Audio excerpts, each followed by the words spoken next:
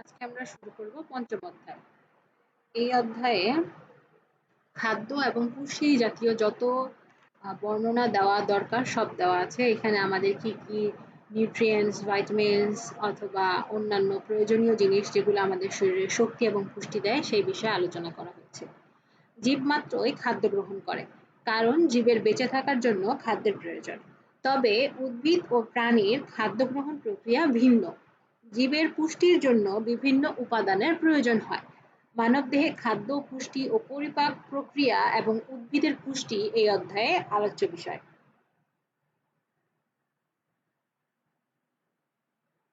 উদ্ভিদের খনিজ পুষ্টি। উদ্ভিদ কিভাবে খনিজ জাতীয় যে পুষ্টিগুলো আছে সেগুলো শোষণ করে। উদ্ভিদ তার বৃদ্ধি ও পরিপুষ্টির জন্য মাটি, বায়ু এবং পানি থেকে কতগুলো উপাদান গ্রহণ করে।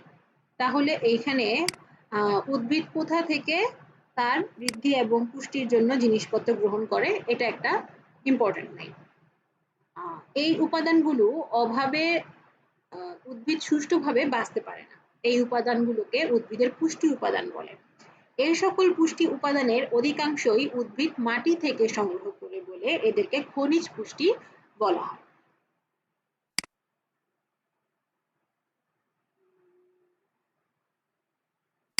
উদ্ভিদের প্রায় ৬০টি অজৈব উপাদান শনাক্ত করা হয়েছে, তবে এই ৬০টি উপাদানের মধ্যে মাত্র ১৬টি উপাদান উদ্ভিদের স্বাভাবিক বৃদ্ধির জন্য একান্ত প্রয়োজনীয়। এই ১৬টি পুষ্টি উপাদানকে সমষ্টিগতভাবে বলা হয় অত্যাবশ্যকীয় উপাদান। তাহলে যদি বলা হয় এমসিকিউতে যে গাছের পুষ্টির জন্য অত্যাবশ্যকীয় উপাদান কয়টি, তাহলে ১৬টি। এই উপাদানগুলো সব ধরনের উদ্ভিদের স্বাভাবিক বৃদ্ধি, শরীরবৃত্তীয় কাজ এবং প্রজননের জন্য প্রয়োজনীয়। এদের যে কোনো একটির অভাব হলে উদ্ভিদ তার অভাবজনিত লক্ষণ দেখা দেয় এবং পুষ্টির অভাবে অভাবজনিত রোগের সৃষ্টি হয়। একটি অত্যাবশ্যকীয় উপাদানের কাজ অপরটিকে দিয়ে সম্পন্ন করা যায় না। অত্যাবশ্যকীয় ১৬টি উপাদানের মধ্যে উদ্ভিদের কোনো কোনো উপাদান বেশি পরিমাণে গ্রহণ করে, আবার কোনো কোনো উপাদান সামান্য পরিমাণে গ্রহণ করে। উদ্ভিদ কর্তৃক গৃহীত অত্যাবশ্যকীয় খনিজ পুষ্টির পরিমাণের উপর ভিত্তি করে এদেরকে দুই ভাগে ভাগ করা হয়েছে। একটা হলো ম্যাক্রোনিউট্রিয়েন্টস বা ম্যাক্রো উপাদান, আরেকটা হচ্ছে মাইক্রোনিউট্রিয়েন্টস বা মাইক্রো উপাদান। ম্যাক্রোনিউট্রিয়েন্টস বা ম্যাক্রো উপাদান উদ্ভিদের স্বাভাবিক বৃদ্ধির জন্য যেসব উপাদান বেশি পরিমাণে দরকার সেগুলো হচ্ছে ম্যাক্রোনিউট্রিয়েন্টস। যেমন ম্যাক্রোনিউট্রিয়েন্টস ৯টি। এগুলো হচ্ছে nitrogen, potassium,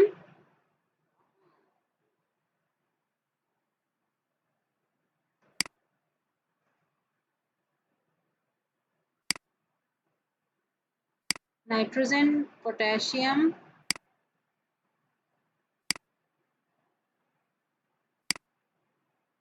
phosphorus, calcium, magnesium, carbon, hydrogen,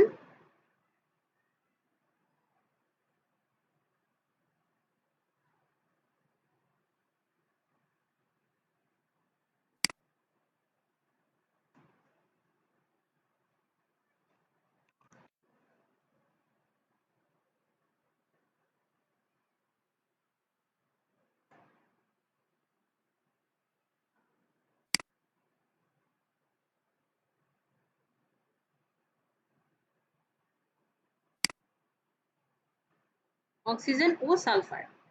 micronutrients বা মাইক্রো উপাদান উদ্ভিদের স্বাভাবিক বৃদ্ধির জন্য যেসব উপাদান অত্যন্ত সামান্য পরিমাণে প্রয়োজন হয় সেগুলো হচ্ছে মাইক্রোনিউট্রিয়েন্টস।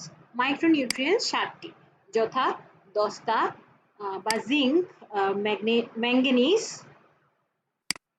মোলিবডেনাম, বোরন, তামাক বা কপার, ক্লোরিন এবং লৌহ।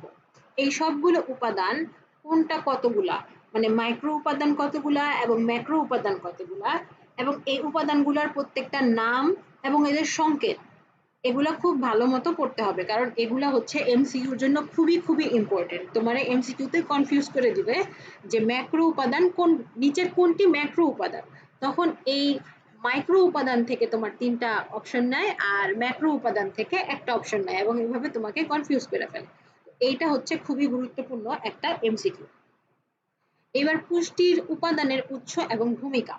উদ্ভিদ পুষ্টি উপাদানগুলোর মধ্যে কার্বন ও অক্সিজেন বায়ুমণ্ডল থেকে গ্রহণ করে, হাইড্রোজেন এবং অক্সিজেন পানি থেকে গ্রহণ করে। অন্য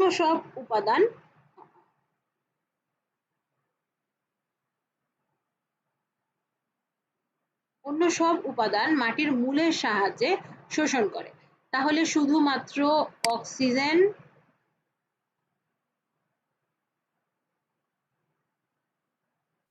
অক্সিজেন, কার্বন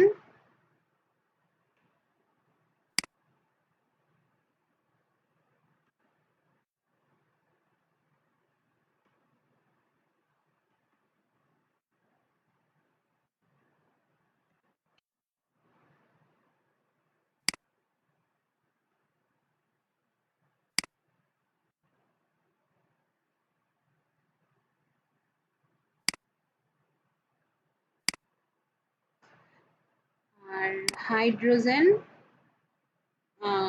এই ৩টা উপাদান বায়ুমণ্ডল আর পানি থেকে নেয়। আর বাকি যত উপাদান আছে ম্যাঙ্গানিজ, নাইট্রোজেন, বোরন, এগুলা সব সে মাটি থেকে শোষণ করে মূলের সাহায্যে। এই উপাদানগুলো মাটিতে বিভিন্ন লবণ হিসেবে থাকে, কিন্তু উদ্ভিদ এগুলোকে লবণ হিসেবে সরাসরি শোষণ করতে পারে না। তাহলে এটা কিভাবে শোষণ করে? ও হচ্ছে শোষণ করে এটাকে আয়ন হিসেবে।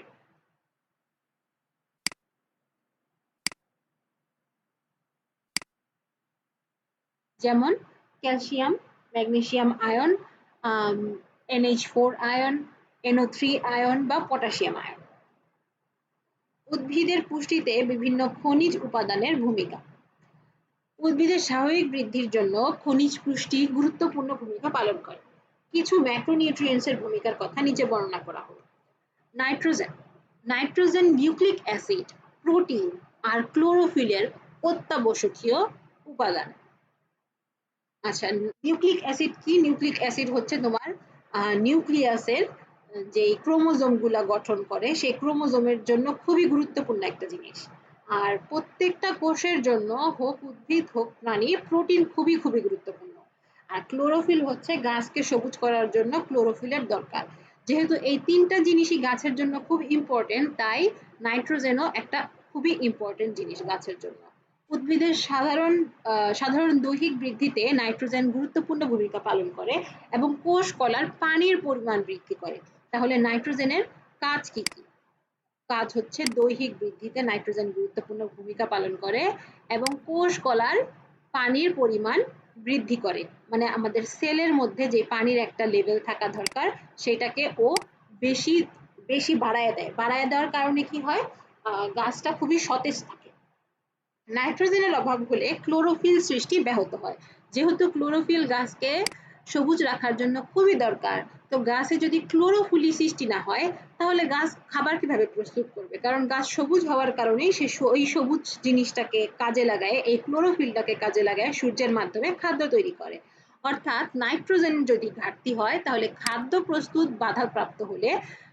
বাধাপ্রাপ্ত হয় এবং এর মাধ্যমে শ্বসন প্রক্রিয়া হচ্ছে তোমার খাদ্য প্রস্তুতির যে প্রক্রিয়া, এই প্রক্রিয়াটাকে বলা হয়। এবং শক্তি নির্গমন হ্রাস পায়। শক্তি নির্গমন হ্রাস পায় বলতে বুঝাইতেছে যখন খাদ্য প্রস্তুত কম হয়, তখন ওর শ্বসন প্রক্রিয়ার মধ্যে, মানে ওর যে একটা নির্দিষ্ট সাইকেল আছে যে ও এত মিনিটের মধ্যে এতটুকু কার্বন ডাই অক্সাইড শোষণ করবে এবং এতটুকু অক্সিজেন ও গ্রহণ করবে, এই জিনিসটা তোমার শ্বসন প্রক্রিয়ার মাধ্যমে ডিসাইড হয়। তো শ্বসন প্রক্রিয়া যদি বিঘ্ন ঘটে, তাহলে ও তো নির্দিষ্ট পরিমাণ অক্সিজেন দিতে পারবে না এবং নির্দিষ্ট পরিমাণ কার্বন ডাই অক্সাইড নিতেও পারবে না। তাই বলা হয়েছে যে যদি নাইট্রোজেনের অভাব হয়, তাহলে শক্তি নির্গমনও হ্রাস পায়। এবার আসি ম্যাগনেসিয়াম। ম্যাগনেসিয়াম ক্লোরোফিল অণুর একটি গুরুত্বপূর্ণ উপাদান এবং শ্বসন প্রক্রিয়ায় সাহায্য করে। এর অভাব হলে ক্লোরোফিল অণুর সৃষ্টি এবং সালোক সংশ্লেষণ প্রক্রিয়ায় খাদ্য প্রস্তুত ব্যাহত হয়। এটা অনেকটা নাইট্রোজেনের মতোই কাজ করে, যে ক্লোরোফিল সৃষ্টি করতে বাধা দেয় এবং সালোক সংশ্লেষণ প্রক্রিয়ায় খাদ্য প্রস্তুতিও ব্যাহত হয়। পটাশিয়াম। উদ্ভিদের বহু জৈবিক ক্রিয়া বিক্রিয়ায় পটাশিয়াম সহায়ক হিসেবে কাজ করে। আচ্ছা, জৈবিক ক্রিয়া বিক্রিয়া কি? জৈবিক ক্রিয়া বিক্রিয়া হচ্ছে তোমার রাসায়নিক যত ক্রিয়া বিক্রিয়া হয়, মানে রাসায়নিক যত রিঅ্যাকশন হয় সেগুলোতে পটাশিয়াম খুবই সাহায্য করে। পত্ররন্ধ্র খোলা। পত্ররন্ধ্র, রন্ধ্র মানে ছিদ্র, আর পাতার ছিদ্র। পাতার ছিদ্রের মাধ্যমে অনেক সময় গাছ তার ভিতরে যে অতিরিক্ত পানিটা টাইনা নেয়, অনেক সময় মাটিতে পানি পরিমাণ বেশি হলে গাছও পানি বেশি নিয়ে ফেলায়, যার কারণে ওর অনেক সময় ওই পানিটা দরকার হয় না। তখন ওই পত্ররন্ধ্রের মাধ্যমে সে অতিরিক্ত পানিটা বের করে ফেলতে পারে। আর এই পানিটা যদি ও বের করতে না পারে তাহলে অতিরিক্ত পানিতে থাকার কারণে গাছটা মারা যায়। তো পটাশিয়াম কি করে? এই পত্ররন্ধ্র খোলা এবং বন্ধ হওয়ার ক্ষেত্রে পটাশিয়াম খুবই গুরুত্বপূর্ণ ভূমিকা পালন করে। ও ডিসাইড করে যে কখন আমার গাছের এই যে তোমার পত্র যে ছিদ্র এগুলা কখন খোলা হবে এবং কখন বন্ধ হবে। পটাশিয়াম উদ্ভিদের পানি শোষণে সাহায্য করে। কোষ বিভাজনের মাধ্যমে উদ্ভিদের বৃদ্ধি নিয়ন্ত্রণ করে পটাশিয়াম। তাহলে এইটা একটা গুরুত্বপূর্ণ এমসিকিউ যে কোষ বিভাজনের ক্ষেত্রে কোন নিউট্রিয়েন্ট যে উপাদান সেটা হেল্প করে, সেটা হচ্ছে পটাশিয়াম। এটি মূল, ফুল ও ফল উপাদান এবং বর্ধনে সাহায্য করে। এরপর আসি ফসফরাস। মূল বর্ধনের জন্য ফসফরাস অত্যন্ত প্রয়োজনীয় উপাদান। ফসফরাস জীবকোষের ডিএনএ, আরএনএ, এনএডিপি, এটিপি প্রভৃতির গাঠনিক উপাদান। তাহলে ফসফরাস আমাদের জীবকোষের যে ডিএনএ থাকে, আরএনএ থাকে, এনএডিপি থাকে। এনএডিপি হচ্ছে তোমার খুবই গুরুত্বপূর্ণ একটা জিনিস, ওইটা ছাড়া তোমার সালোক সংশ্লেষণ প্রক্রিয়ার মাধ্যমে খাদ্য প্রস্তুত করা যায় না। সেম জিনিসে তোমার এটিপিও তাই। এগুলার জন্য গাঠনিক উপাদান হিসেবে কাজ করে। কাজেই এটি ছাড়া উদ্ভিদের পুষ্টি একেবারেই সম্ভব নয়।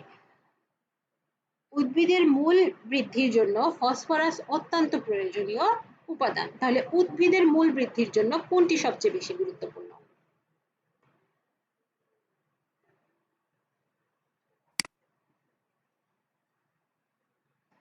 আয়রন। আয়রন সাইটোক্রোমের সাংগঠনিক উপাদান, কাজেই বায়বীয় শ্বসনের এর উপর নির্ভরশীল। ক্লোরোফিল সৃষ্টিতেও আয়রনের ভূমিকা অপরিসীম। আচ্ছা, তাহলে সাইটোক্রোমের সাংগঠনিক উপাদান কোনটি? আয়রন। পুষ্টিতে এগুলো গুরুত্বপূর্ণ ভূমিকার জন্যই আমরা ভালো ফলন পেতে জমিতে নাইট্রোজেন, যেটা হচ্ছে আর যেটার বাজারজাত ফরম্যাটটা হচ্ছে ইউরিয়া, পটাশিয়াম যেটাকে আমরা মিউরেট অফ পটাশ বলি, বা ফসফরাস, ট্রিপল সুপার ফসফেট প্রভৃতি সার ব্যবহার করে থাকি। তাহলে আমরা জমিতে নাইট্রোজেন দিয়ে কোনটা পাই, পটাশিয়াম দিয়ে কোনটা পাই, এবং ফসফরাস দিয়ে কোনটা পাই? উদ্ভিদের স্বাভাবিক বৃদ্ধির জন্য মাইক্রোনিউট্রিয়েন্টস গুলোও গুরুত্বপূর্ণ ভূমিকা পালন করে। যেমন ম্যাঙ্গানিজ ক্লোরোপ্লাস্ট গঠন এবং সংরক্ষণের জন্য কাজ করে। তাহলে আমরা আগে এক জায়গায় পড়ছি যে তোমার ক্লোরোপ্লাস্টের এই যে ক্লোরোফিলের যে দরকারটা হয় এটা হয় নাইট্রোজেনে।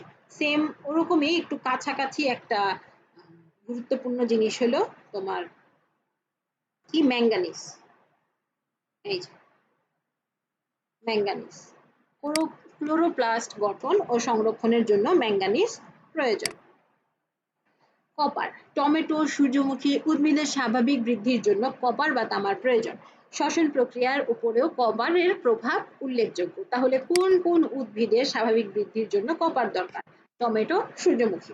বোরন। উদ্ভিদের সক্রিয়ভাবে বর্ধনশীল অঞ্চলের জন্য বোরন প্রয়োজন। চিনি পরিবহনে বোরন পরোক্ষ প্রভাব বিস্তার করে। চিনি পরিবহন বলতে গাছও কিছুটা মিষ্টি জাতীয় জিনিস শোষণ করে গাছের থেকে, এবং সেটার জন্য বোরন দরকার হয়।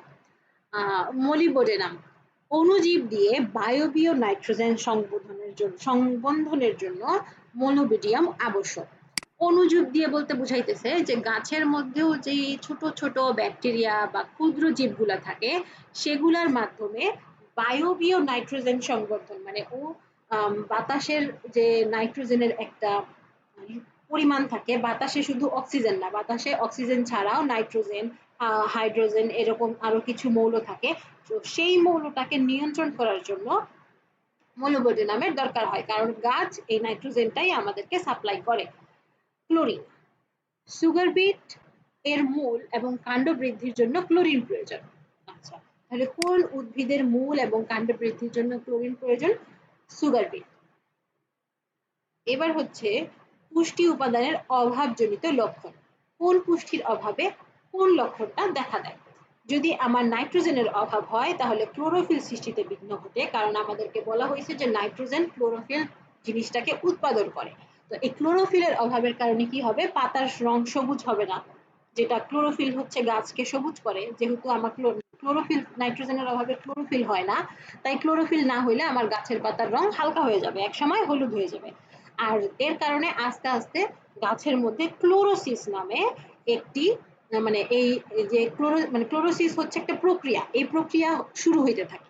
গাছের পাতা এই যে হলুদ হওয়ার যে প্রক্রিয়া, এটাকে বলা হয় ক্লোরোসিস। এবং এর মাধ্যমে আস্তে আস্তে গাছ নির্জীব হয়ে যাবে, মানে আস্তে আস্তে ও প্রাণ হারায় ফেলবে। লৌহ, ম্যাঙ্গানিজ বা দস্তার অভাবেও ক্লোরোসিস হতে পারে, কেননা এগুলো ক্লোরোফিল উপাদানের সাথে কোনো না কোনো ভাবে জড়িত। ক্লোরোসিসে কোষের বৃদ্ধি এবং বিভাজন হ্রাস পায়, তাই উদ্ভিদের বৃদ্ধি কমে যায়। যেহেতু গাছের পাতাই সবুজ থাকতেছে না, ও খাদ্য ঠিক মতো প্রস্তুত করতেছে না। নর্মালি একটা মানুষ যদি ঠিক মতো খাবার না খায় তাহলেই তার বৃদ্ধি ঠিক মতো হয় না। তো গাছেরও যদি খাবার ঠিক মতো প্রডিউস না করতে পারে, তাহলে ও খাবার না পেয়ে ওরও বৃদ্ধি কমে যাবে, ও আস্তে আস্তে মরতে থাকবে, অথবা যেভাবে ওর বাড়ার কথা ছিল ওইভাবেও বাড়তে পারবে না। তারপর আসি ফসফরাস। ফসফরাসের অভাব হলে পাতা বেগুনি হয়ে যায়। আচ্ছা, কোনটার অভাবে পাতা বেগুনি হয়? আমরা দেখলাম নাইট্রোজেনের অভাবে পাতা হলুদ হয়, তেমনি ফসফরাসের অভাবে পাতা বেগুনি হয়। পাতায় মৃত অঞ্চল সৃষ্টি হয়, মানে আস্তে আস্তে পাতার এক সাইড থেকে পাতা মরতে শুরু করে, এমনকি পাতা, ফুল ও ফল ঝরে যেতে পারে। উদ্ভিদের বৃদ্ধি বন্ধ হয়ে যায় এবং উদ্ভিদ খর্বাকার হয়। বেশিরভাগ সময় খালি চোখে দেখে ফসফরাসের ঘাটতি বোঝা যায় না। যতদিনে লক্ষণ বিদ্যমান হয় ততদিনে বেশিরভাগ ক্ষেত্রেই আর তেমন কিছু করার থাকে না। তাহলে ফসফরাসের ক্ষেত্রে সবচেয়ে ইম্পর্টেন্ট যে এমসিকিউটা থাকে বা প্রশ্ন থাকতে পারে যে ফসফরাসের অভাবে কি হয়? পাতার রং বেগুনি হয়। এরপর আসি পটাশিয়াম। পটাশিয়ামের অভাবে পাতার শীর্ষ এবং কিনারা হলুদ হয়। আচ্ছা, আমরা দেখলাম নাইট্রোজেনেও অভাবে পাতা হলুদ হয়, কিন্তু পটাশিয়ামের অভাবে গাছের পাতার যে শীর্ষ মানে শুরু এবং কিনার যে সাইডগুলো থাকে এইগুলা হলুদ হয়, পুরা পাতা হলুদ হয় না। কিন্তু নাইট্রোজেনে পুরা পাতাটাই হলুদ হয়। এবং মৃত অঞ্চল সৃষ্টি হয়। মৃত অঞ্চল বলতে গাছের পাতা সবুজ থেকে যখন হলুদ হওয়া শুরু করে তখন ও অটোমেটিক আস্তে আস্তে মরতে থাকে। বিশেষ করে পাতার শিরায় মধ্যবর্তী স্থানে ক্লোরোসিস হয়ে হলুদ বর্ণ ধারণ করে। পাতার কিনারায় পুড়ে যাওয়া সদৃশ্য বাদামি রং দেখা যায় এবং পাতা কুঁকড়ে আসে। উদ্ভিদের বৃদ্ধি কম হয় এবং শীর্ষ ও পার্শ্বমুকুল মরে যায়। এরপর আসি ক্যালসিয়াম। কোষের সাইটোসেলে ক্যালসিয়ামের স্বাভাবিক মাত্রা মাইটোকন্ড্রিয়া এবং এন্ডোপ্লাজমিক রেটিকুলামের স্বাভাবিক কার্যক্রমের সাথে সম্পর্কিত। তাহলে ক্যালসিয়াম যে নিউট্রিয়েন্টস, এটার সাথে মাইটোকন্ড্রিয়া এবং এন্ডোপ্লাজমিক রেটিকুলামের যে একটা কাজ থাকে, যে মাইটোকন্ড্রিয়া তোমার খাদ্য সঞ্চয় করে, এন্ডোপ্লাজমিক রেটিকুলাম আরো অন্য কাজ করে, ওগুলোর সাথে ক্যালসিয়াম একটা সম্পর্কে থাকে যে এর ক্যালসিয়ামের মাত্রা এরকম হইলে মাইটোকন্ড্রিয়া কাজ ভালো করবে, বা ক্যালসিয়ামের মান কম থাকলে মাইটোকন্ড্রিয়া খাদ্য কম সঞ্চয় করবে বা প্রডিউস করবে। মাত্রা কমে গেলে মাইটোকন্ড্রিয়ায় অক্সিডেটিভ ফসফোরাইলেশন প্রক্রিয়া এবং এন্ডোপ্লাজমিক রেটিকুলামে প্রোটিন ট্রাফিকিং প্রক্রিয়া বিপর্যস্ত হয়। আচ্ছা, তাহলে মাইটোকন্ড্রিয়ার ক্ষেত্রে কি হয়? অক্সিডেটিভ ফসফোরাইলেশন প্রক্রিয়া এবং এন্ডোপ্লাজমিক রেটিকুলামে প্রোটিন ট্রাফিকিং প্রক্রিয়া, এই যে দুইটা প্রক্রিয়া অনবরত আমাদের কোষে হইতে থাকে, এইটা বিঘ্ন ঘটে, মানে এইটা আস্তে আস্তে থামতে থাকে। তাই ক্যালসিয়ামের অভাবে উদ্ভিদের বর্ধনশীল শীর্ষ অঞ্চল এবং বিশেষ করে পাতার কিনারা বরাবর অঞ্চলগুলো মরে যায়। পাতা কুঁকড়ে যায়, ফুল ফোটার সময় উদ্ভিদের কাণ্ড শুকিয়ে যায় এবং উদ্ভিদ হঠাৎ নেতিয়ে পড়ে মানে নুয়ে পড়ে। ম্যাগনেসিয়ামের অভাবে ক্লোরোফিল সংশ্লেষিত হয় না বলে সবুজ রং হালকা হয়ে যায়। আচ্ছা, ম্যাগনেসিয়ামের ক্ষেত্রে আমরা দেখছিলাম যে ক্লোরোফিলের একটা ঝামেলা থাকে, যেটা আমাদের নাইট্রোজেনের ক্ষেত্রেও আছে। আমরা এই যে এখানে দেখছিলাম ম্যাগনেসিয়ামের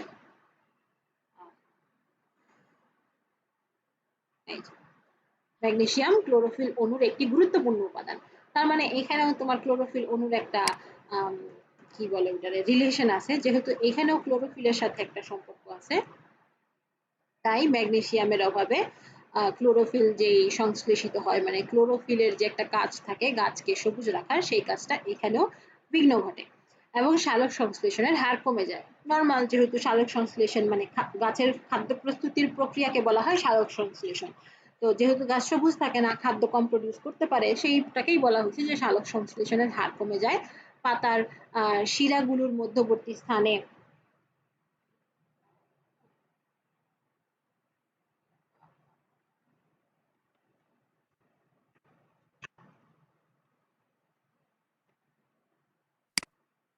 শিরাগুলোর মধ্যবর্তী স্থানে অধিক হারে ক্লোরোসিস হয়। ক্লোরোসিস ওই যে তোমার গাছ হলুদ হয়ে যাওয়ার যে প্রবণতা, সেটাকে যেহেতু ক্লোরোসিস বলে, তাহলে এখানে ম্যাগনেসিয়ামের ক্ষেত্রে কি হয়, যে গাছের পাতার যে শিরাগুলা থাকে, মানে শিরা বলতে তো বোঝাই যে মাঝখানের যেই ওই ডাটিটার মতো থাকে, ওইটার মধ্যে আগে ক্লোরোসিস দেখা দেয়। লৌহের অভাবে প্রথমে কচি পাতার রং হালকা হয়, তবে সরু পাতার সরু শিরার মধ্যবর্তী স্থানেই প্রথমে হালকা হয় এবং ক্লোরোসিস হয়। কখনো কখনো সম্পূর্ণ পাতা বিবর্ণ হয়ে যায়, কাণ্ড হলুদ এবং কাণ্ড দুর্বল এবং ছোট হয়।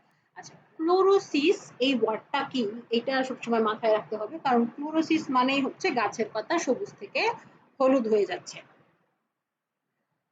এরপর সালফার।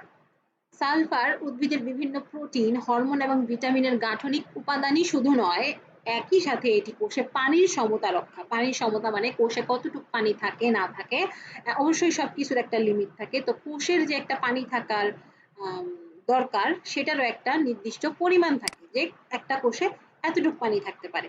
তো এই পানির যে সমতা, একটা ব্যালেন্স, সেটা হচ্ছে সালফার বজায় করে। সালফারের অভাবে পাতা হালকা সবুজ হয় এবং পাতায় লাল ও বেগুনি দাগ দেখা যায়। তাহলে সালফারের অভাবে গাছে কি কি ধরনের দাগ দেখা যাইতে পারে? যেমন হালকা সবুজ হয়ে যায় পাতা এবং লাল এবং বেগুনি দাগ দেখা যায়। হালকা সবুজ হয়, এটা তো কোনো দাগ না, এটা হচ্ছে নরমালি গাছের পাতা সবুজ হয়।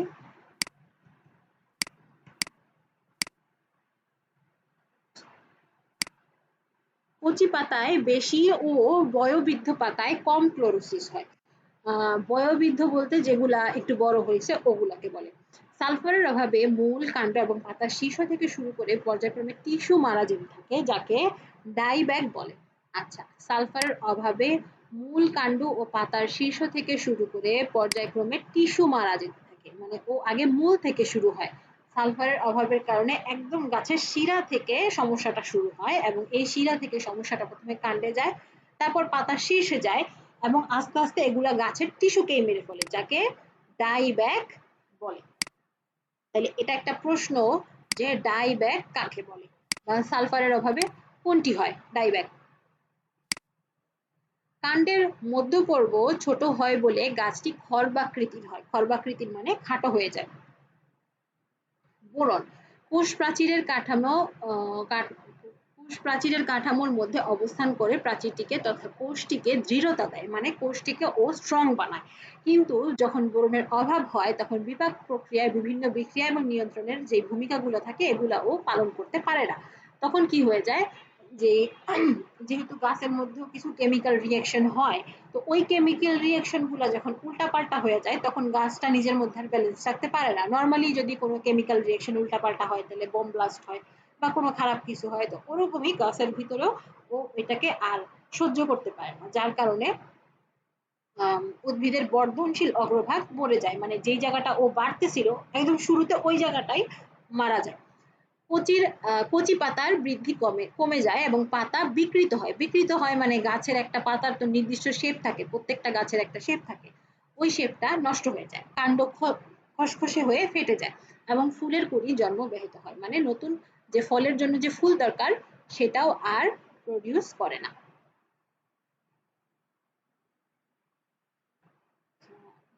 একক কাজ।